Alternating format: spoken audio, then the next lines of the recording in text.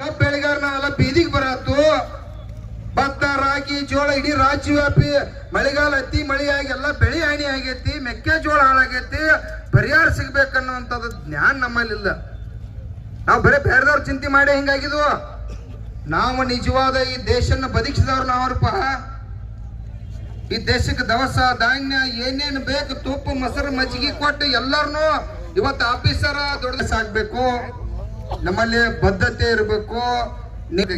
ಜ್ಞಾನ ಇಲ್ಲ ನೋಡ್ರಿ, ತಲೆಯಾಗಿರ್ಬೇಕ. 1 ಟನ್ ಕಬ್ಬಿಗೆ ಮನಿಗೆ ಒಬ್ರು ಬರ್ಬೇಕ ನೋಡ್ರಿ.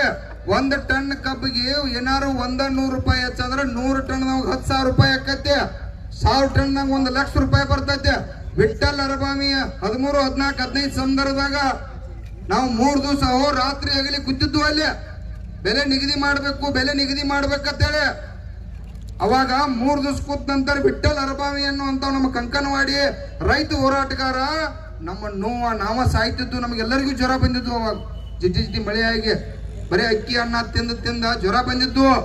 ಆ ಪುಣ್ಯಾತ್ಮ ನಮ್ಮ ಸಂಬಂಧ ತನ್ನ ಪ್ರಾಣ ತ್ಯಾಗ ಮಾಡಿ 1 ಟನ್ನಿಗೆ 350 ರೂಪಾಯಿ ನಿಮ್ಗೆ ರೊಕ್ಕ ಕೊಡ್ತಿರ್ತಕ್ಕಂಥ ಪುಣ್ಯಾತ್ಮ. 350 ಅಂದ್ರೆ 1,000 ಟನ್ ನಾವು 3.5 ಲಕ್ಷ ರೂಪಾಯಿ ಬಂತ.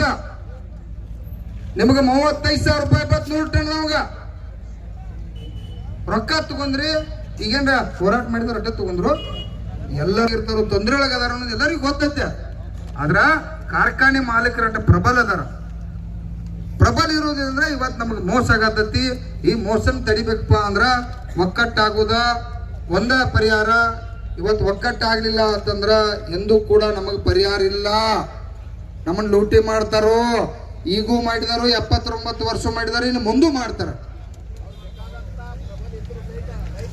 ರೈತರ ಒಡನಾಡಿಯಾಗಿರ್ತಕ್ಕಂಥ ನಮ್ಮ ಜಿಲ್ಲೆಯ ಜಿಲ್ಲಾಧಿಕಾರಿಗಳಾಗಿರ್ತಕ್ಕಂಥ ಆತ್ಮೀಯರಾದ ಮೊಹಮ್ಮದ್ ರೋಷನ್ ಸರ್ ಅವರು ಇಲ್ಲಿ ಬಂದಿದ್ದಾರೆ. ತಮ್ಮೆಲ್ಲರ ಪರವಾಗಿ ಮೊದಲು ಅವರಿಗೆ ಧನ್ಯವಾದ ಹೇಳ್ತೇನೆ. ನಮಗ ಒಂದು ಖುಷಿ ವಿಚಾರ ಏನಂತಂದ್ರ, ಈ ಜಿಲ್ಲಾಧಿಕಾರಿಗಳು ಯಾವಾಗ ನಮ್ಮ ಜಿಲ್ಲೆಗೆ ಬಂದಾರ, ನಾವು ರೈತರ ಪರವಾಗಿ ಯಾವುದೇ ಹೋರಾಟ ಮಾಡ್ಲಿ ಯಾವುದೂ ಸೋತಿಲ್ಲ, ಎಲ್ಲಕ್ಕೂ ನಮಗೆ ಗೆಲುವಾಗ್ಯಾವ. ಅದಕ್ಕಾಗಿ ನಾನು ಅವ್ರಿಗೆ ಏನ್ ವಿನಂತಿ ಮಾಡ್ಕೊಳ್ತೀನಿ ಅಂತಂದ್ರ, ಪ್ರತಿ ವರ್ಷ ನಾವು ಹೋರಾಟ ಮಾಡೋದು, ಫ್ಯಾಕ್ಟ್ರಿ ಅವ್ರ ಕಾರ್ಖಾನೆ ಮತ್ತೆ ಚಾಲು ಮಾಡೋದು. ಯಾವ ಬೇರೆ ಫ್ಯಾಕ್ಟ್ರಿ ಅವ್ರು ಬಿಲ್ ಕೊಡ್ತಾರ್ರಿ, ಬೇರೆ ಜಿಲ್ಲಾದವ್ರು ಕೊಡ್ತಾರ, ಅದನ್ನ ನೋಡಿ ನಾವು ಬಿಲ್ ಕೊಡ್ತೀವಿ ಅಂತ ಹೇಳಿ ಮಂಡತನ ಮಾಡಿ ಫ್ಯಾಕ್ಟ್ರಿ ಚಾಲು ಮಾಡ್ಲಿಕ್ಕತ್ತಾರ. ನಮ್ಮದು ಏನೈತಿ, ಫ್ಯಾಕ್ಟ್ರಿ ಅವ್ರು ಇವತ್ತ ಚಾಲು ಮಾಡ್ಲಿ ಅಭ್ಯಂತರ ಇಲ್ಲ, ಹೊರಗೆ ಬೋರ್ಡ್ ಹಾಕ್ಲಿ. ಈಗ ನಾವು ಕನಿಷ್ಠ 5,000 ಕೊಡ್ತೀವ್ರಿ, ಅಧಿವೇಶನದ ನೀವು ಹೋರಾಟ ಮಾಡಿದ ಬಿಲ್ ಘೋಷಣೆ ಆಕೈತಿ, ಅಟ್ಪಾಟ್ ಚಾಲು ಮಾಡ್ತೀವಿ ಅಂತ ಹೇಳಿ. ಇಲ್ಲಾಂದ್ರೆ ಫ್ಯಾಕ್ಟ್ರಿ ಬೇಡ, ನಾವೇನ್ ನಿರ್ಧಾರ ಮಾಡ್ತೀವಿ ಆ ಬಿಲ್ ಅದು ಘೋಷಣೆ ಆಗಬೇಕು. ಬಾಕಿ ಬಿಲ್ ಬಹಳಷ್ಟು ಉಳಿಸ್ಕೊಂಡಾರ.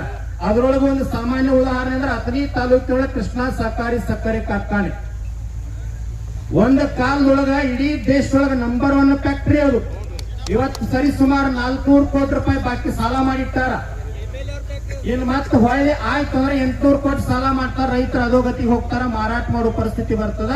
ಹಂಗ ಎಷ್ಟೋ ಫ್ಯಾಕ್ಟ್ರಿಗಳು ಬಾಕಿ ಉಳಿಸ್ಕೊಂಡಾರ. ಅದೆಲ್ಲಾ ಬಾಕಿ ಮೇಲೆ ಮೊದಲು ಚುಕ್ತ ಆಗಬೇಕು. DC ಅವ್ರ ಮುಂದ ಎಲ್ಲಾ MDಗಳು ಬಂದ ಒಪ್ಕೋಬೇಕು. ಏನಂತಂದ್ರ ಬಿಲ್ ಕರೆಕ್ಟ್ ಆಗಿ ನಿಮ್ಮ ಅಂಟದಾಗ ನಾವು ಘೋಷಣೆ ಮಾಡಿಂದ ಫ್ಯಾಕ್ಟ್ರಿ ಚಾಲೂ ಮಾಡ್ತೀವಿ ಅಂತ ಹೇಳಿ. ಯಾಕಂದ್ರ ಜಿಲ್ಲಾಧಿಕಾರಿ ಅವರಿಗೆ ಮನವರಿಕೆ ಮಾಡ್ಯಾರು. ಇವತ್ತಿನ ಏನೋ ಕಬ್ಬಿನ ಬೆಲೆ ನಿಗದಿ ಕಾರ್ಯಕ್ರಮಕ್ಕೆ ಭಾಗವಹಿಸಿರ್ತಕ್ಕಂಥ ನಮ್ಮ ಎಲ್ಲ ರಾಜ್ಯ ಪದಾಧಿಕಾರಿಗಳೇ ಮತ್ತು ಜಿಲ್ಲಾ ಪದಾಧಿಕಾರಿಗಳೇ, ಪಕ್ಷಾತೀತವಾಗಿ ಬಂದಿರತಕ್ಕಂಥ ಎಲ್ಲ ನನ್ನ ಕಬ್ಬು ಬೆಳೆಗಾರರೇ, ರೈತ ತಾಯಂದಿರೇ, ಪತ್ರಿಕಾ ಮಿತ್ರರೇ, ನಮ್ಮ ಆತ್ಮೀಯರಾಗಿರ್ತಕ್ಕಂಥ ಜಿಲ್ಲಾಧಿಕಾರಿ ಸಾಹೇಬ್ರೆ, ಪೊಲೀಸ್ ಇಲಾಖೆ SP ಸಾಹೇಬ್ರೆ ಮತ್ತು AC ಅವರು ಸಂಪಗಾಮಿ ಸಾಹೇಬ್ರೆ, ಎಲ್ಲ ತಾಲೂಕಾ ಆಡಳಿತ ಮತ್ತು ಎಲ್ಲ ಪೊಲೀಸ್ ಇಲಾಖೆ ಎಲ್ಲರಿಗೂ ಕೂಡ ನನ್ನ ನಮಸ್ಕಾರನ ಹೇಳುತ್ತಾ, ದಯವಿಟ್ಟು ತಾವು ಎಲ್ಲರೂ ಶಾಂತರಾಗಿ ಕೇಳ್ರಿ. ಯಾಕಂತಂದ್ರ ಇವತ್ತಿದು ಪ್ರಾರಂಭ ಆಗೈತಿ. ಬೆಲೆ ನಿಗದಿ ಆಗಲೇಬೇಕು, ಕಾರ್ಖಾನೆಗಳು ಪ್ರಾರಂಭ ಆಗಬೇಕು, ಬೆಲೆ ನಿಗದಿಯಾಗೆ ಪ್ರಾರಂಭ ಆಗಬೇಕು ಅನ್ನುವಂಥದ್ದನ್ನ ಇವತ್ತ ನಾವು ಪ್ರಾರಂಭ ಮಾಡಿದೀವಿ. ಮೊದಲನೇದಾಗಿ ಹೇಳ್ಬೇಕಂತಂದ್ರ, ಏನ ಕೇಂದ್ರ ಸರ್ಕಾರ ನಮಗ FRP ಅನ್ನು ಘೋಷಣೆ ಮಾಡೈತಿ. ಅದು FRP ಸಂಪೂರ್ಣ ರೈತರಿಗೆ ಮೋಸದ ಬೆಲೆ ಐತಿ ಅನ್ನುವಂಥದ್ದನ್ನ ಇವತ್ತು ನಾವು ಜಿಲ್ಲಾಡಳಿತಕ್ಕೆ ಮತ್ತು ಸರ್ಕಾರಕ್ಕೆ ಮನವರಿಕೆ ಮಾಡಿಕೊಡುವಂಥದ್ದು. ಯಾಕಂದ್ರೆ ಸುಮಾರು ಅದು 9.5 ರಿಕವರಿ ಇದ್ದಿದ್ದು ಅದನ್ನು 10-25 ಮಾಡಿ ಅವಾಗ 75% ಕಬ್ಬು ಬೆಳೆಗಾರರಿಗೆ ರೇಟನ್ನ ಕಡಿಮೆ ಮಾಡಿ ರಿಕವರಿ ಒಳಗೆ ಹೆಚ್ಚು ಮಾಡಿ ಅದನ್ನ 10 ವರ್ಷ ಆತ. ವರ್ಷಕ್ಕೆ 5 ರೂಪಾಯಿ ಕ್ವಿಂಟಲ್ಕ 50 ರೂಪಾಯಿ ಏರಿಸಿ 50 ರೂಪಾಯಿ ಏರಿಸಿ ಅದನ್ನ ರಿಕವರಿ ಹೆಚ್ಚು ಮಾಡಿದ್ರೆ ಇಲ್ಲಿವರೆಗೆ ತಂದಾರ. 10 ವರ್ಷದಿಂದ ಗೊಬ್ಬರ, ಡೀಸೆಲ್, ಪೆಟ್ರೋಲ್ ಇನ್ನಿತರ ಬಾಯಿ ಪ್ರಾಡಕ್ಟ್ಗಳೆಲ್ಲ ಏನಿತ್ತು, ಇವತ್ತು ಬಂಗಾರ ಏನ್ ರೇಟ್ ಆಗೈತಿ, ಇವತ್ತೆಲ್ಲ ಡಬಲ್ ತ್ರಿಬಲ್ ಆಗ್ಯಾವ. ನಮ್ಮ ಹೊಲದಾಗ ಕೆಲಸ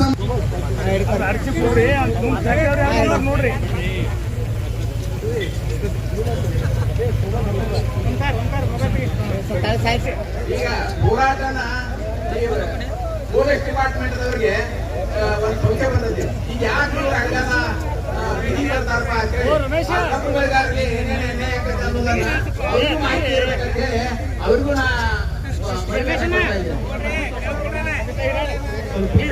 ಮಾಧ್ಯಮದವರಿಗೆ, ಜಿಲ್ಲಾಧಿಕಾರಿಗೆ, ಗುರುಜಿರವರಿಗೆ, ಅದೇ ರೀತಿ ರೈತ ಬಂಧು ರೈತ ಮುಖಂಡ ಸುನಪ್ಪ ಪೂಜಾರವರಿಗೆ, ರೈತ ಮುಖಂಡ ಪವಾರ್ ಅವರಿಗೆ, ಸುಭಾಷ್ ಅವರಿಗೆ, ಇಲ್ಲಿ ಉಪಸ್ಥಿರುವಂತ ಎಲ್ಲ ರೈತ ಮಿತ್ರರಿಗೆ, ನನ್ನ ಸಹೋದ್ಯೋಗಿಗಳು, ನಮ್ಮ ಅಡಿಷನಲ್ SP ಅವರಿಗೂ, AC ಸಂಪಗಾವಿರವರಿಗೂ, ಇಲ್ಲಿ ಉಪಸ್ಥಿರುವಂತ ಎಲ್ಲ ಮಾಧ್ಯಮದ ಸಂಮಿತ್ರರಿಗೂ ನಾನು ನಮಸ್ಕಾರಗಳು ಹೇಳುತ್ತಾ, ಮೊಟ್ಟ ಮೊದಲನೇದಾಗಿ ಇಷ್ಟು ಬಿಸಿಲಲ್ಲಿ ನಾವೆಲ್ಲರೂ ಸುಮಾರು 5 ತಾಸಿಂದ ಕೂತ್ಕೊಂಡಿದ್ದೀರಿ.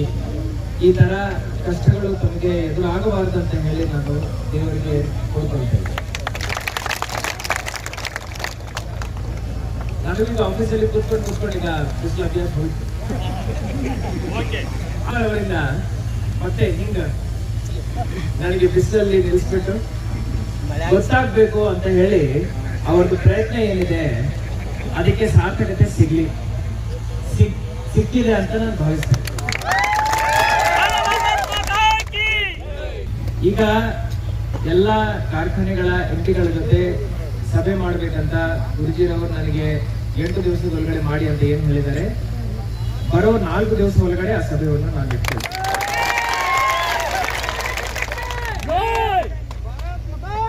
ಚುನಾಪರ್ ಅವರು FRP ಬಗ್ಗೆ, ಕಾಸ್ಟ್ ಆಫ್ ಕಲ್ಟಿವೇಶನ್ ಬಗ್ಗೆ, ಮತ್ತೆ APMC ಇಂದ ನಮ್ಮ ಡಿಜಿಟಲ್ ತೂಕದ ಸೇತುವೆ ಏನಿದೆ ಅದರ ಬಗ್ಗೆ, ಹಾಗೂ ಕನಿಷ್ಠ ದರ ಬಗ್ಗೆ ಏನೇನು ಪ್ರಸ್ತಾಪಗಳನ್ನು ಮಾಡಿದ್ದಾರೆ.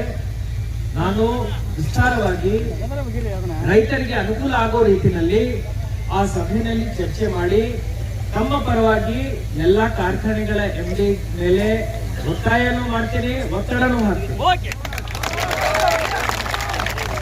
ಬಿಸಿಲು ಜಾಸ್ತಿ ಆಗಿದೆ.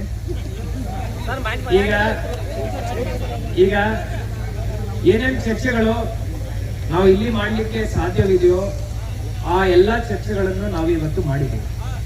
ತಮ್ಮ ಅರ್ಜಿಗಳನ್ನು ನಾನು ಸ್ವೀಕಾರನೂ ಮಾಡಿದ್ದೀನಿ. ತಮ್ಮದು ಬೇಡಿಕೆ ಏನಿದೆ ಮಾಧ್ಯಮದವರು ಅದನ್ನು ರೆಕಾರ್ಡ್ ಮಾಡಿದ್ದಾರೆ.